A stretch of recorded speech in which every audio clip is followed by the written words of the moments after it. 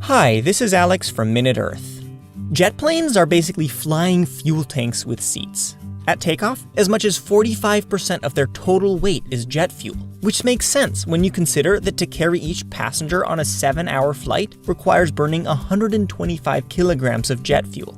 This massive amount of fuel wouldn't be a problem, except it's really expensive, and it causes huge amounts of pollution.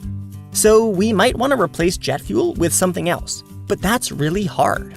For starters, whatever alternative we came up with would require an airplane redesign, since jet planes are currently built specifically to run on jet fuel.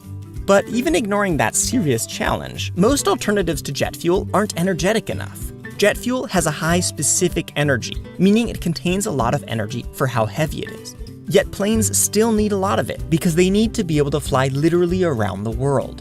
Fuels like coal and wood and batteries could probably get a plane off the ground. After all, some of the first flight attempts used coal as a fuel. Seriously.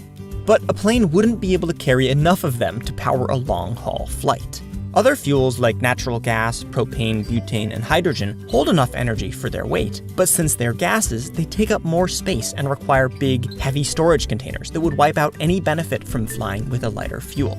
Diesel and gasoline, on the other hand, are as energetic as jet fuel, but they congeal or catch fire too easily, and in the extreme conditions of an airplane, they could block pipes or explode. And while nuclear fuels hold millions of times more energy, their radioactivity makes them a little too risky, both in the air and in case of a crash. So there's not really a great alternative to jet fuel. That's why the best bet may be to create synthetic jet fuel that holds as much energy as conventional jet fuel, is just as safe, causes less pollution, and could work within the current system. Over the last couple decades, we've been able to make a few million liters of synthetic jet fuel in a few different ways, but so far, it's still more expensive than conventional jet fuel. That's because conventional jet fuel is made from petroleum, which formed for free all around the world over millions of years, and which we've spent the last couple hundred years figuring out how to extract and use at massive scales. To make synthetic jet fuel work, not only do we need to figure out how to more efficiently mimic the natural processes that occurred over millions of years, we also need to scale up the industry so it can produce fuel as cheaply as conventional jet fuel. Plainly speaking, that could take a while, but even so, synthetic jet fuel is the jet fuel alternative with the best chance of taking off.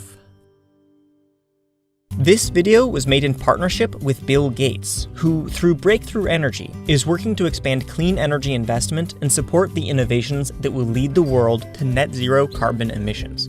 To learn more, visit gatesnotes.com or click the link in the description.